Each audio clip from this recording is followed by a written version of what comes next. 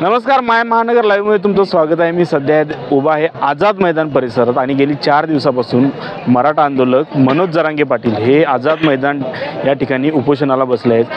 अनेक मागण्या आहेत सरकारकडे त्यांच्या. गेली 4 दिवसापासून ते उपोषणाला बसले आहेत. त्यांच्यासोबत महाराष्ट्राच्या कानाकोपऱ्यातून गरीब मराठा समाज ज्यांना आरक्षणाची खूप गरज आहे, शिक्षणासाठी असेल किंवा नोकरीसाठी असेल, त्यांची मागणी एकच आहे की आम्हाला ओबीसीमधून आरक्षण भेटावं आणि आमच्या शिक्षणाचे आमच्या येणाऱ्या पुढच्या पिढ्यांची शिक्षणाची आणि नोकरीची दारं खुली व्हावीत. यासाठी आपल्यासोबत बोलण्यासाठी काही मराठा आंदोलक आहेत, जे काही विद्यार्थी देखील आहेत, काही पालक देखील आहेत, जे आपल्या भविष्यातल्या पिढ्यांसाठी आझाद मैदानात गेली 4 दिवसापासून तळ टोकून आहेत. आपल्यासोबत काही विद्यार्थी आहेत आणि त्यांना आपण या संदर्भात त्यांची प्रतिक्रिया घेणार होतो. दादा, कुठून आलाय तुम्ही? आम्ही बीडवरून आलो साहेब, केस तालुका. ओके, काय करताय तुम्ही शिक्षण? सध्याला माझं इंजिनिअरिंग झालेलं आहे आणि मी आता सिव्हिल इंजिनियर म्हणून जॉब करतो पुण्यामध्ये. प्रायव्हेटमध्ये. ओके.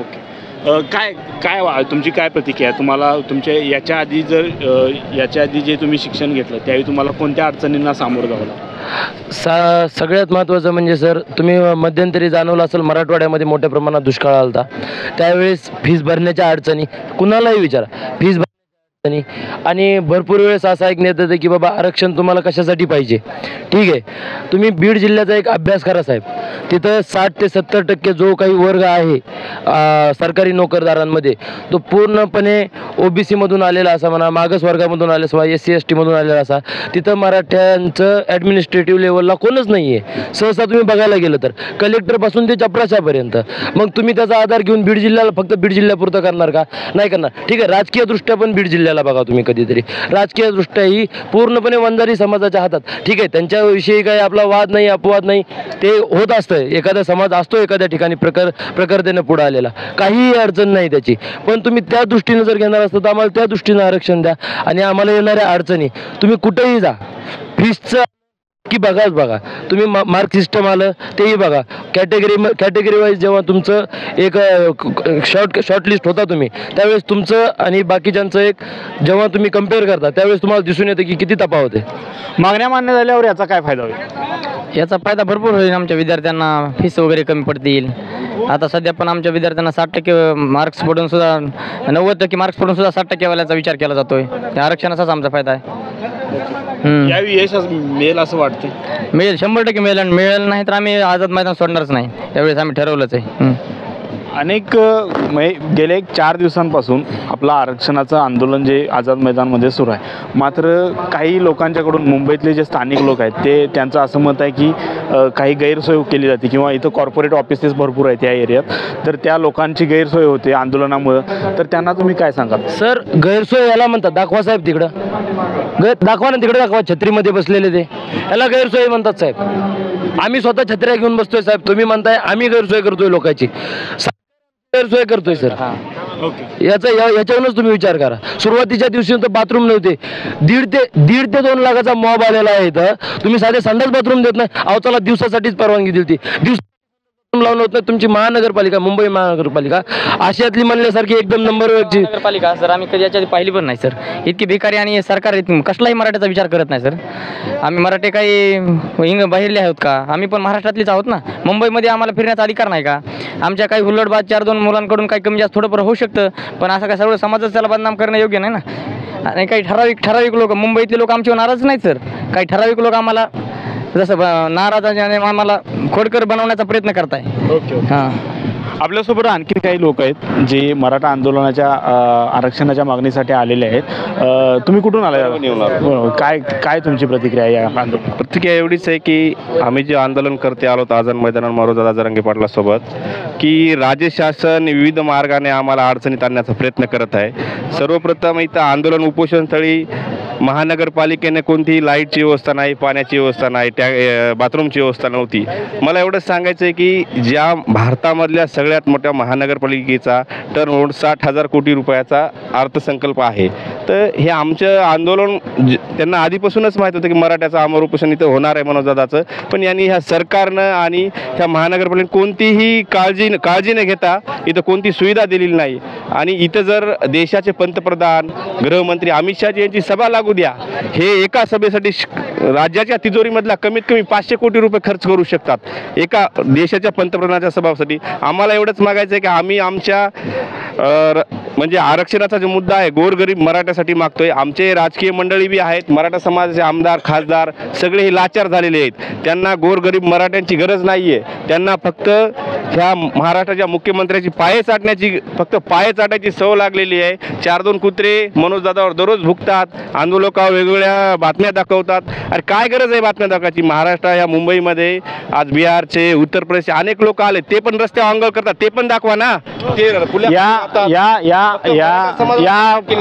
मराठा आरक्षणाचा जेव्हापासून विषय निघाला त्यावेळी प्रकर्षाने एक विषय महाराष्ट्राच्या सामाजिक आणि राजकीय पटलावर हा आला की गरीब मराठा आणि श्रीमंत मराठा जो आज महाराष्ट्रातली 200 ते 250 घराणे जी सत्तेत आहेत ती प्रस्थापित घराणे आहेत. पण विस्थापित मराठा ह्या त्यांचं प्रत्येक वर्षानुवर्ष त्यांची पिळवणूक केली जाते.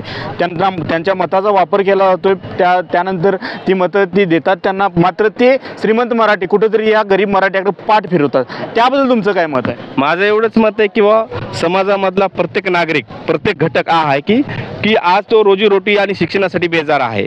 तुम्ही बघत आहात की बेरोजगारी खूप वाढलेली आहे आणि त्यामध्ये हा आरक्षणाचा मुद्दा. एखादा जर मुलगा 95% घेऊन जर एखादं कॉलेज त्याला भेटत नसेल तर त्या जागेमध्ये त्या कॉलेजला ॲडमिशन भेटत नसेल, एखादी एक्झाम पास नसेल. आता आज ओपनच्या लोकांना UPSC करायची मला 3च टर्म आहेत आणि OBCला जास्त आहेत. मग हा भेदभाव का? त्याच्यासाठी आम्हाला आरक्षण पाहिजे. एखाद्याला 1.5 लाख रुपये फीस ओपनवाल्याला आहे आणि एखाद्याला 6,000 मध्ये MBBSचं ॲडमिशन व्हायला. हा तफावत आहे ना. आमचे आता निसर्गाला शेतीची साथ राहिलेली नाही आहे. शेतीमध्ये विविध प्रकारचे संकट यायला लागले. शेतीचं उत्पन्नाला भाव नाही. मग आम्ही एवढ्याला फीस भरू कसं शकतो? त्या माध्यमात मला एवढंच सांगायचं की आम्ही आर्थिक परिस्थितीनं कमजोर झालेलो आहोत, कारण आम्हाला शेती साथ देत नाही आहे आणि सरकार साथ देत नाही. कारण शेतमालाला हमी भाव असून तुटलेले हमी भाव आहेत. आज मार्केटमध्ये कापूस 8,000 जरी विकला तरी आमचा 7,000 जात आहे आणि खर्च होतं 40,000 रुपये एकरी. कापूस व्हायला 35,000चा 5,000चा तोटा आहे एकरी. मग आम्ही विद्यार्थ्याची फीस कशी भरायची? आणि भले एवढे डोनेशन आहेत. आरक्षणाचा मुद्दा असेल तर तुम्ही आता बघा की ओबीसीचा असो ओपनचा कटअप जास्त लागत नाही. आपल्यासोबत आणखीन काय आहेत का शिक्षणासंदर्भात जे आपण आरक्षण मागाय आला इकडं, मात्र काल हायकोर्टचा असा निकाल आला की 4 वाजेपर्यंत आज मैदान खाली करावं. मैदानाची संख्या जी 5,000ची दिलेली होती त्यापेक्षा जास्त झाल्यामुळे, आणि त्यावर देवेंद्र फडणवीस राज्याचे मुख्यमंत्री म्हणालेत की कोर्टाचा आदेश आला आहे त्यामुळे ते मान्य करावं लागणार आणि मैदान खाली करावं लागणार. त्यावर तुमची काय प्रतिक्रिया? आम्ही मागंच हटणार नाही. कारण काय मागं हटण्याचं कारण काय? म्हणते ती मागं जा, पण एक सुद्धा मराठा इथून माघारी जाणार नाही. हां सर हे पूर्णपणे पूर्वनियोजित. जसं की आपण एक दिवस मुख्यमंत्री साहेब पूर्ण मीडिया हाऊसला भेट देतात, ते मीडिया हाऊस दुसऱ्यापासून कुत्र्यावानी भुकायला सुरुवात करते लगेच दुसऱ्याच दिवशी. आता हे साहेब तुम्ही उद्याच्याला दाखविताल का नाही दाखविताल ती सुद्धा अवघड आहे. त्यांनी कुणीतरी अर्ज केलाय, ज्यांनी अर्ज केलाय तिचा नवरा रोज देवेंद्र फडणवीस साहेबासोबत आहे. सांगा कसं करायचं? मग हे कोणतं ते अर्ज करणार कोणतं जनवणे म्हणून सांगायचं? कुलकर्णी म्हणूनच आहे ना, कापसे का कुलकर्णी असंच काहीतरी नाव आहे का ना? तुम्ही बरोबर ह्याची पडताळणी करून तुम्हीच तुमच्या न्यूजला बाईट द्या एकदा. मराठा समाजासंघ अनेक मुंबईकरांच्या मुंबईत कायदा व्यवस्थेचा प्रश्न किंवा मुंबई या एरियाचे कॉर्पोरेट ऑफिस आहेत त्यांना त्या जे एम्प्लॉईज आहेत त्यांना जाण्यासाठी प्रॉब्लेम. काल वर्क फ्रॉम होम पण दिला होता. त्याबद्दल तुम्हाला काय वाटतं? मला एवढंच म्हणायचं आहे की मुंबईमध्ये सामान्य मराठा समाजाचे लोक आंदोलन करत आहेत की तुम्ही सामान्य लोकांना भेटा, विचारा की तुम्हाला त्रास काय व्हायला आहे.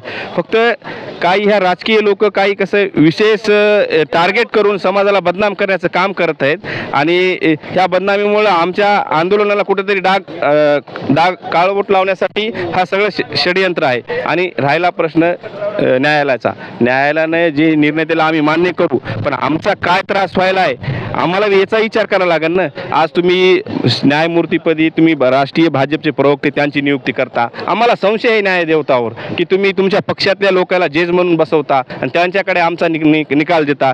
सगळे तुम्ही राजकीय पाठबळ वापरून न्यायालय वापरायलेत का?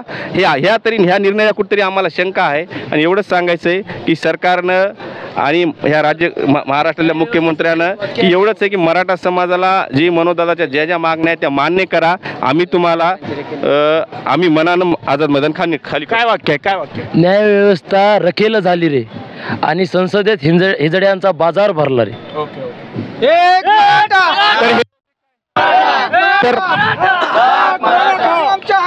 तर हे आंदोलक जे आपल्याला आझाद मैदान परिसरात भेटले होते, यांचं असं मत आहे की आमच्या मुलांच्या शिक्षणासाठी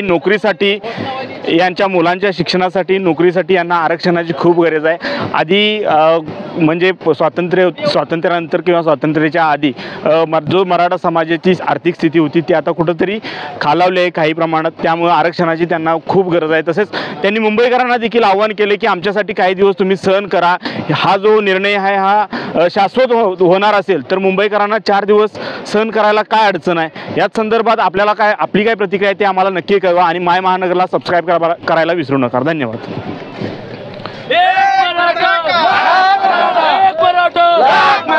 आरक्षण आमच्या हक्काचं